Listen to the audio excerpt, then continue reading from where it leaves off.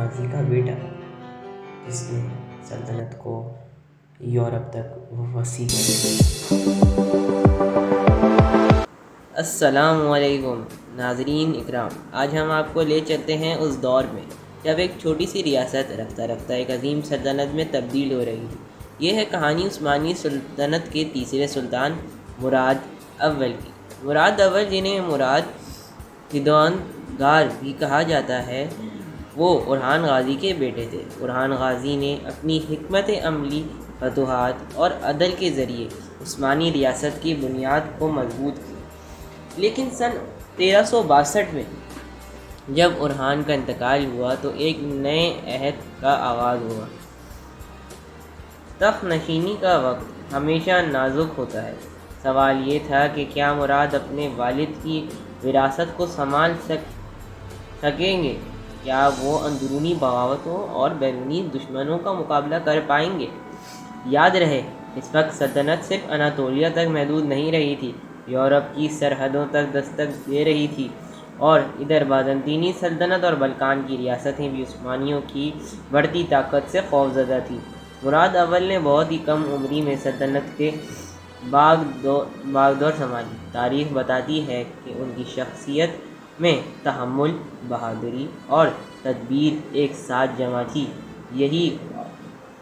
یہی اوصاف انہیں آنے والے برسوں میں ایک عظیم سپہ سالار اور عادل حکمران ثابت کرتے ہیں۔ یہ کہانی ہے ان کی فتوحات کی، ان کی جنگوں کی، ان کی قربانی کی اور ان کی شہادت کی۔ آئیں چلتے ہیں 12ویں صدی کے اس پرجوش دور میں جہاں عثمانی سلطنت کی سرحدیں پھیل رہی تھیں اور ایک نیا سورج طلوع ہو رہا تھا۔ یہ ہے مراد اول کی داستان۔ زبردست! تو اب ہم اس کے مڈل پارٹ کی طرف چلتے ہیں۔ یہ وہ حصہ ہے۔ مراد اول کی تخت نشینی کے بعد عثمانی سلطنت ایک نازک مرحلے سے گزر رہی تھی۔ اندرونی طور پر کچھ سردار اور شہدا اقتدار پر نظر رکھے ہوئے تھے، جبکہ بیرونی دشمن بھی سلطنت کو کمزور سمجھ کر وار کرنے کے لیے تیار تھے۔ لیکن مراد اول نے اپنی حکمت عملی اور عزم کے ساتھ نہ صرف اقتدار کو مضبوط کیا بلکہ عثمانی سلطنت کو نئی بلندیوں تک پہنچایا۔ سب سے پہلے انہوں نے سلطنت کی فوجی اور انتظامی اصلاحات کی۔ مراد اول ہی کے دور میں ایک ایسا ادارہ وجود میں آیا جس نے آنے والی صدیوں تک عثمانی فوج کی ریڑھ کی ہڈی کا کردار ادا کیا۔ یہ تھا یانیچری، یعنی نئی فوج کا دستہ۔ یہ سپاہی خاص تربیت کے ساتھ تیار کیے جاتے تھے اور براہ راست سلطنت کے وفادار رہتے تھے۔ اس نظام نے عثمانیوں کو دوسرے ریاست پر برتری دی۔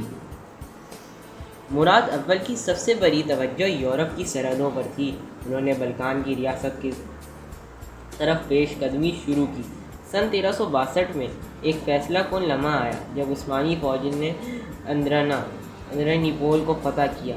یہ شہر نہ صرف ایک بڑی عسکری کامیابی تھا بلکہ عثمانی سلطنت کا دارالحکومت بھی بنایا گیا۔ دارالحکومت بورصہ سے اندرونیکا منتقل کرنے کا فیصلہ مراد اول کا ایک تاریخی اقدام تھا، کیونکہ اس سے عثمانیوں کا رخ مکمل طور پر یورپ کی طرف ہو گیا۔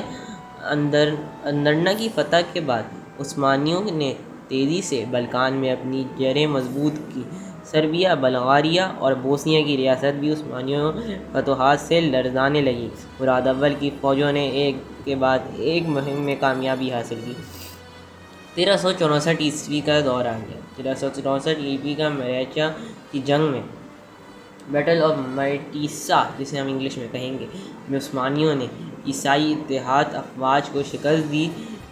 کہا جاتا ہے کہ عثمانیوں کی فوجیں تعداد میں کم تھیں لیکن نظم و ضبط اور حکمت عملی کی بدولت دشمن پر غالب آ گئی۔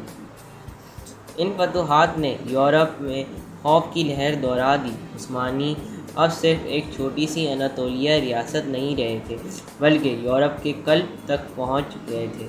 مراد اول نے صرف فوجی فتوحات پر ہی زور نہیں دیا بلکہ انہوں نے اپنی سلطنت کے نظم و نسق کو بھی بہتر بنایا۔ زمین کی تقسیم، محصولات کا نظام اور اسلامی عدل کی اصول نہ ان کے دور میں مزید مستحکم ہوں۔ مراد اول کی سب سے مشہور اور فیصلہ کن جنگ سن 1389 میں لڑی گئی، جو تاریخ میں سب پہلی کوسوو کے جنگ کے نام سے جانی جاتی ہے، بیٹل آف کوسوو انگلش میں جسے ہم کہیں گے۔ یہ وہ جنگ تھی جس نے عثمانی سلطنت کو ایک عالمی طاقت کے طور پر مناویہ، سربیا، بوسنیا، ہنگری اور دوسری عیسائی ریاستوں میں ایک بڑے اتحاد لشکر تیار کیا تاکہ عثمانیوں کی بڑھتی طاقت کو روکا جا سکے، لیکن مراد اول کی قیادت میں عثمانی فوج نے زبردست مقابلہ کیا۔ دن بھر کی خونریزی لڑائی کے بعد فتح عثمانیوں کے حصے میں آئی، مگر یہ کامیابی ایک عظیم قربانی کے ساتھ آئی۔ جنگ کے اختتام پر مراد اول دشمن کے کیمپ کا جائزہ لینے گئے، وہاں ایک سرب سپاہی نے دھوکے سے ان پر خنجر سے وار کیا۔ مراد اول شہید ہو گئے اور عثمانی تاریخ میں وہ پہلے سلطان ٹھہرے جو میدان جنگ میں شہید ہوئے۔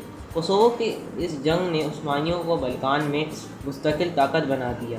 مراد اول کی شہادت نے انہیں تاریخ میں ایک عظیم اور نڈر حکمران کا درجہ دیا۔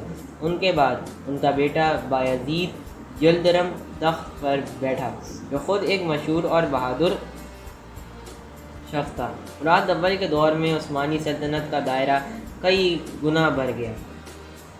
اناطولیہ سے نکل کر عثمانیوں نے یورپ میں اپنی جڑیں مضبوط کی، اندرنا دارالحکومت بنایا، یعنی چری فوج قائم ہوئی اور اسلامی و ترک روایت کو مضبوطی سے جوڑ دیا گیا۔ یہی وجہ ہے کہ مورخیں مراد اول کو عثمانیوں کے اصل معماروں میں شمار کرتی ہے۔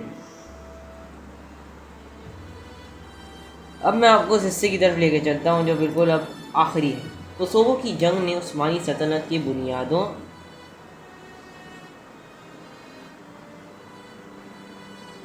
عثمانی سلطنت کو بنیادی کو ہمیشہ کے لیے مضبوط کر دیا۔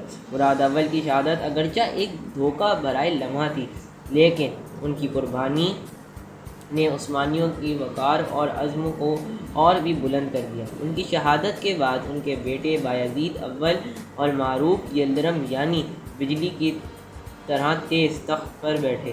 بایزید نے اپنے والد کے نقش قدم پر چلتے ہوئے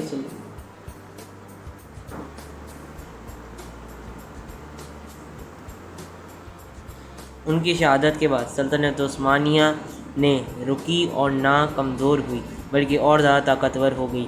یہی ایک عظیم رہنما کی پہچان ہے کہ اس کے جانے کے بعد بھی اس کی قائم کردہ سلطنت آگے بڑھتی رہے۔ آج جب ہم مراد اول کی زندگی کو یاد کرتے ہیں تو ہمیں ایک ایسا سلطان کی تصویر نظر آتی ہے جو نہ صرف ایک سپہ سالار تھا بلکہ ایک خدا پرست، عادل اور قربانی دینے والا حکمران بھی تھا۔ ان کی داستان ہمیں یاد دلاتی ہے کہ تاریخ انہی کو امر کرتی ہے جو اپنے عوام کے لیے جان کی بازی لگا دیتے ہیں۔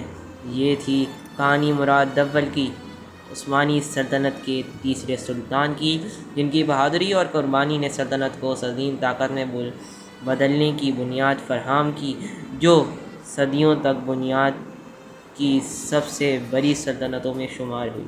اس کے بعد ہم آخر میں سے اس کے بارے میں بات کریں گے جو آپ کو اگلی ویڈیو میں دکھایا جائے گا۔